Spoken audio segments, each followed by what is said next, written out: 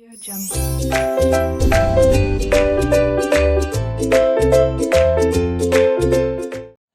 Hello students, welcome to R K knowledge channel. मैं Prem sir from R K classes.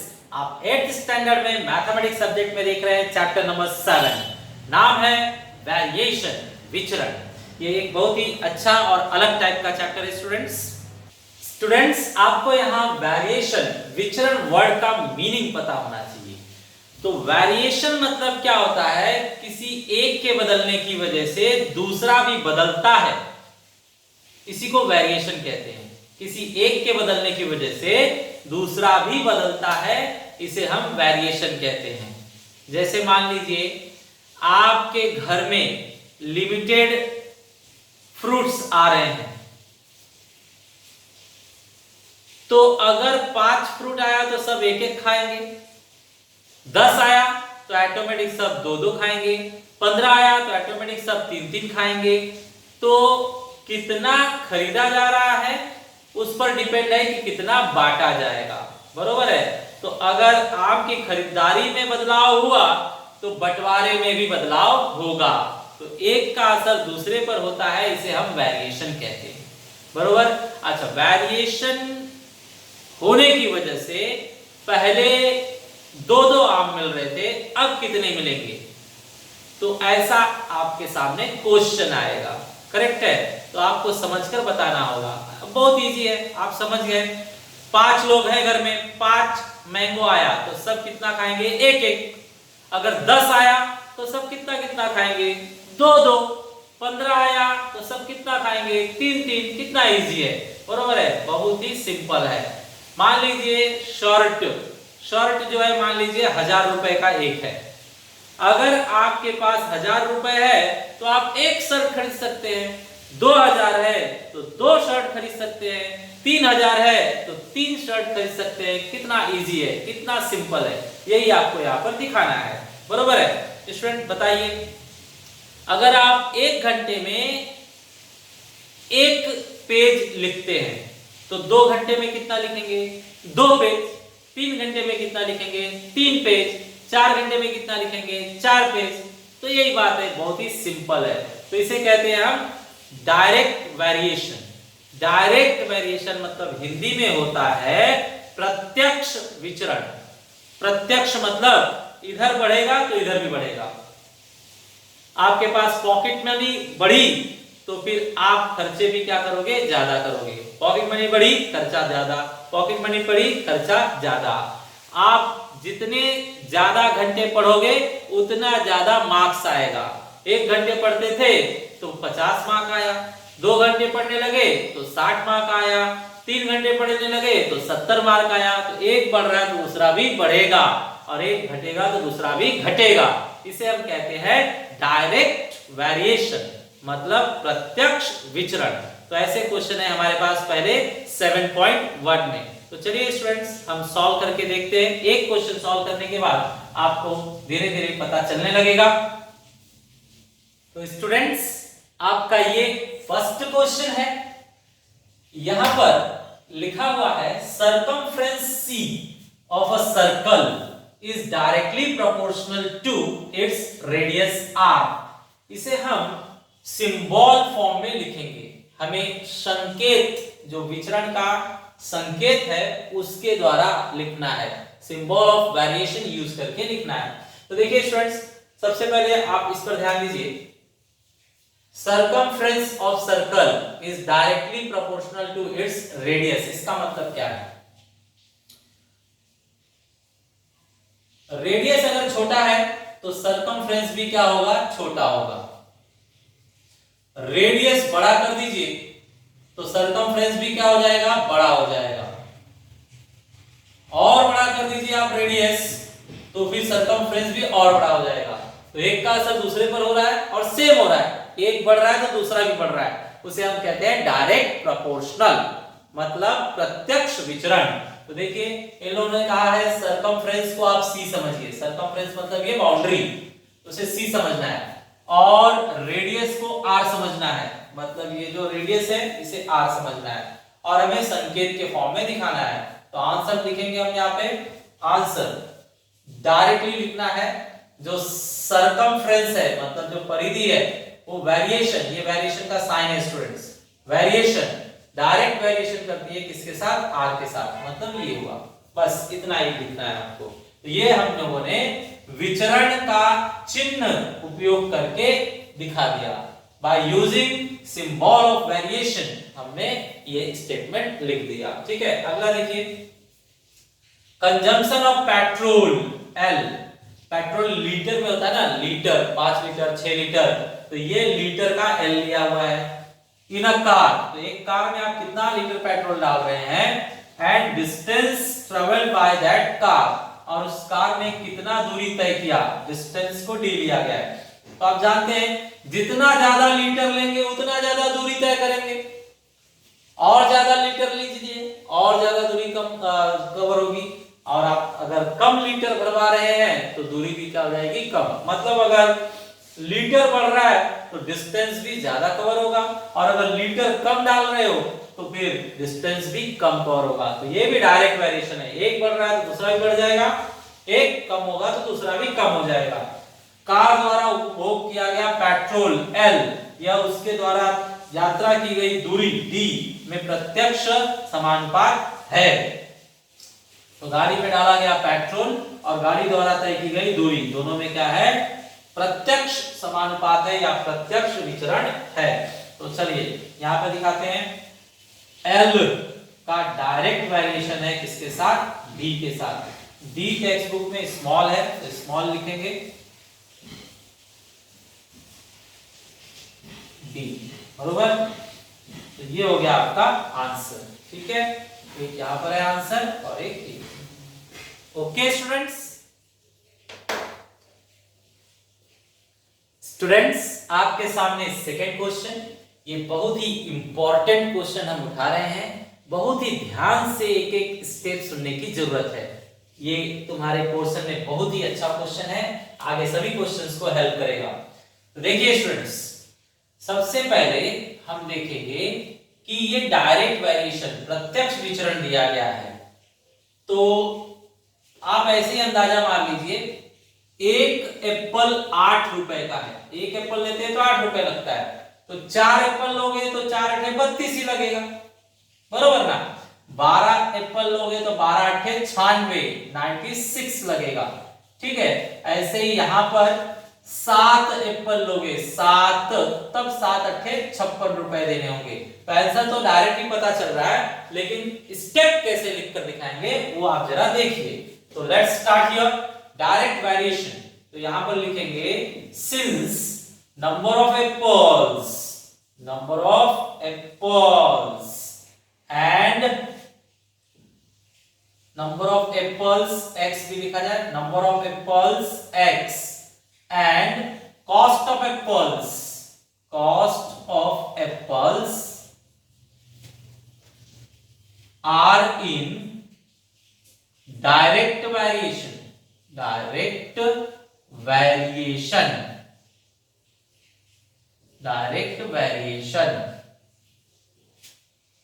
Therefore direct variation मतलब x, direct variation cost of apples r, apples को हमें y लेना है,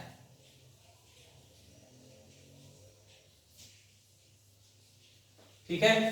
तो x and cost of apples y are in direct variation. ठीक है, तो ये है, जरा ध्यान से देखिए, number of apples x, cost of apples y, direct variation मतलब ऐसा साइन दिखाना पड़ेगा। ठीक है, इसी चीज को हम हिंदी में भी लिख लेते हैं, सेब की संख्या x तथा सेब की कीमत y में प्रत्यक्ष विचरण है,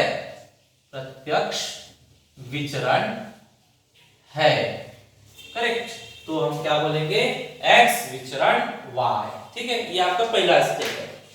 दूसरे स्टेप में स्टूडेंट्स हम इसके अंदर सिर्फ k ज्वाइन करेंगे, k ज्वाइन किया जाए, देयरफॉर x, ये साइन अगर हटता है ना तो इसकी जगह पे दो लोग आते हैं।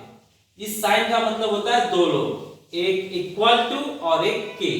तो ये हटेगा तो ये दो लोग आएंगे, ये हटेगा तो ये दोनों चीज लिखा जाएगा और y पहले से है।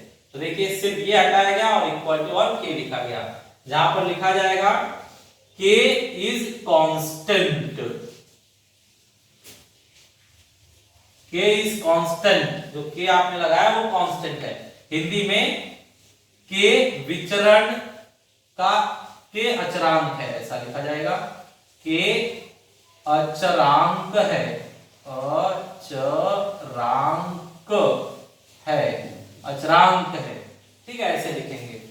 अब इसके बाद स्टूडेंट हमें x और y हमेशा दिया जाएगा k का वैल्यू निकालने के लिए, तो x और y रखकर k का वैल्यू निकाल लेंगे। तो देखिए यहाँ पर ये x है और ये y है, तो x का वैल्यू 1 और y का वैल्यू 8 दिया हुआ है, तो ये यूज कीजिए, या ये भी चलेगा। x का वैल्यू 4 दिया हुआ है और y का वैल्यू 32 दिया गया है, तो दोनों में से कोई एक लिया जाएगा, तो इसको ले लीजिए, तो इसे ले लेते हैं। तो बताइए फर्स्ट सेट में देखकर बताइए, सिर्फ यही देखना है आपको, फर्स्ट सेट में देखकर बताइए x का वैल्यू कितना है 1, तो यहां लिखेंगे 1, और y का वैल्यू कितना है 8, तो यहां लिखेंगे y का वैल्यू 8, ठीक है। अब बताइए 8 यहां मल्टीप्लाई है, तो इस तरह का क्या हो जाएगा डिवाइड, तो ये k का वैल्यू आया, k का वैल्यू आया आपके हाथ में 1/8, इसको सीधा कर दिया जाए, k इज इक्वल टू 1/8। ये बहुत इंपॉर्टेंट कॉन्सेप्ट आ गया आपके हाथ में। अब आगे स्टूडेंट्स हम यहां लिखेंगे थर्ड पॉइंट,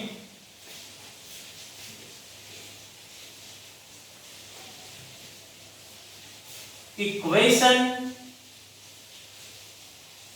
ऑफ वेरिएशन, मतलब विचरण का समीकरण, विचरण का समीकरण, ठीक है। अब आपको क्या करना है, ये जो फर्स्ट लाइन है ना, इस फर्स्ट लाइन में को वापस से लिखना है, लेकिन k का वैल्यू रख देना है। तो फर्स्ट लाइन लिखिए देखकर, x is equal to, k का वैल्यू रख दीजिए 1/8, क्या रखेंगे 1/8, और y, तो आपने ये फर्स्ट लाइन फिर से लिखा है, सिर्फ k की जगह पर जो k का वैल्यू आया वो रख दिया आपने। तो ये भी एक इंपॉर्टेंट कॉन्सेप्ट हमें मिला, x is equal to 1/8y, ये इक्वेशन ऑफ वेरिएशन है। अब आगे और सॉल्यूशन, ये जो बाकी तीन निकालने हैं ना, वो इसके बल पे निकाले जाएंगे। तो कैसे निकाले जाएंगे स्टूडेंट्स, जरा आप ध्यान दीजिए।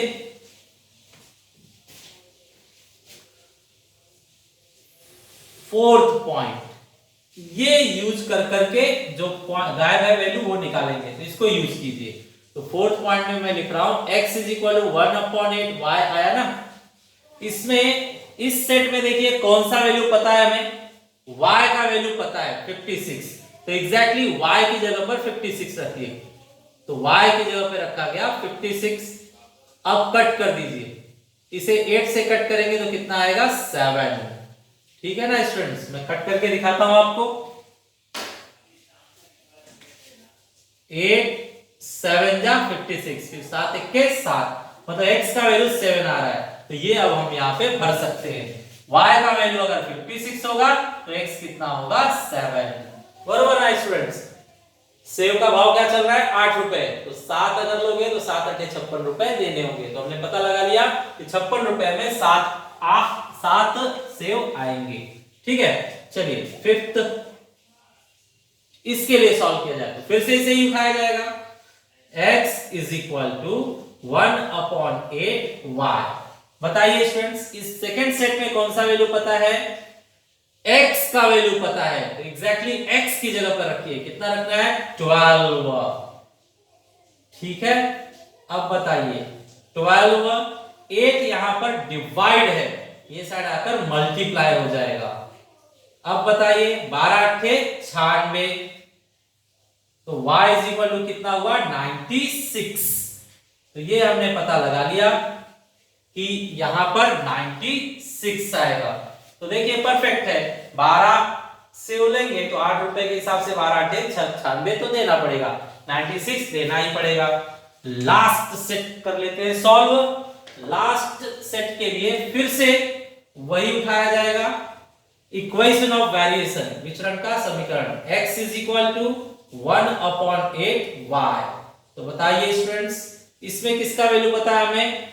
y का वैल्यू पता है, y का वैल्यू 160 पता है, तो y का वैल्यू रखिए। तो यहां मैं लिख रहा हूं एग्जैक्टली 1/8, y का वैल्यू 160। सॉल्व कीजिए, इसे 8 से कट कर दीजिए, तो 8 दूने 16 और एक 0।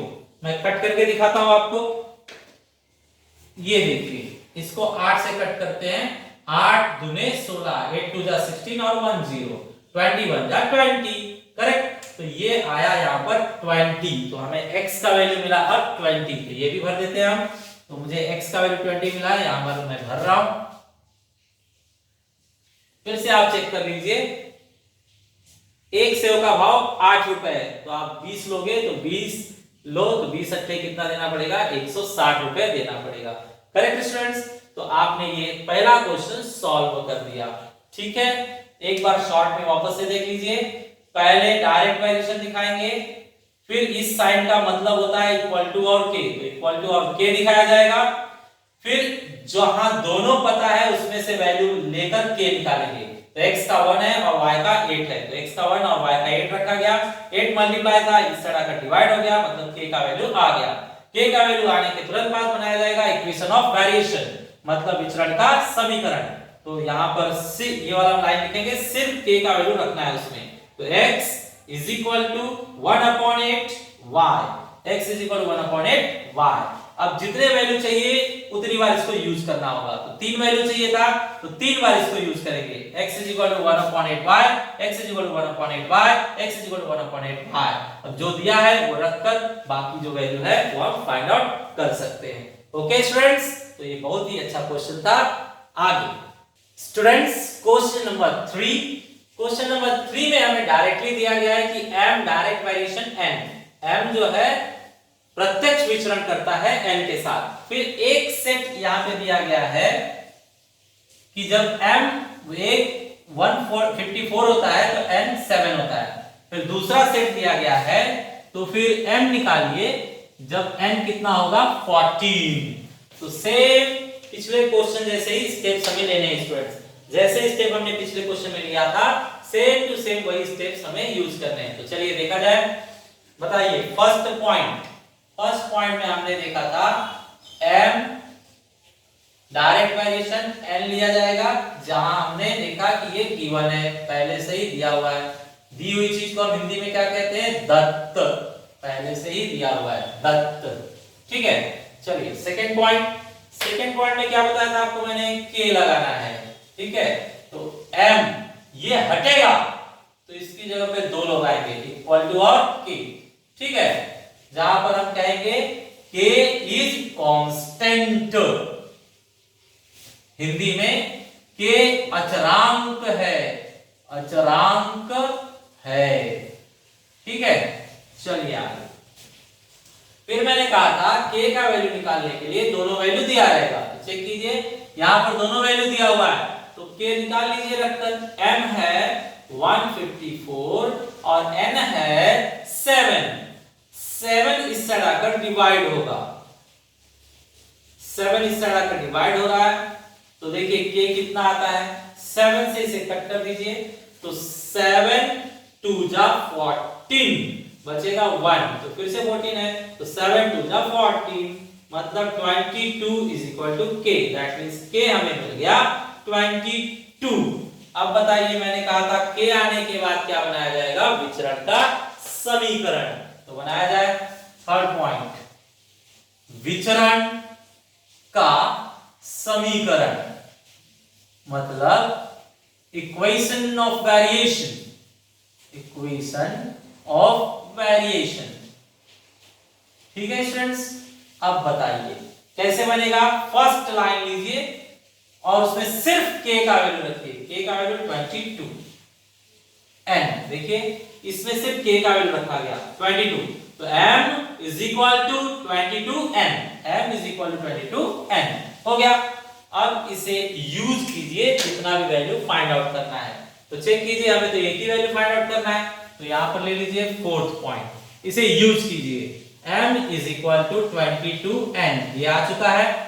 कौन सा वैल्यू है हमारे पास? n का वैल्यू है, तो n का वैल्यू रख दीजिए। n का वैल्यू कितना रखना है? 14। सो 14 2 जा 28, 14 2 जा 28, 28 and 2 30, करेक्ट। तो m का वैल्यू हमें फाइंड करना था, m का वैल्यू आ गया 308। ओके स्टूडेंट्स, ये हुआ क्लियर।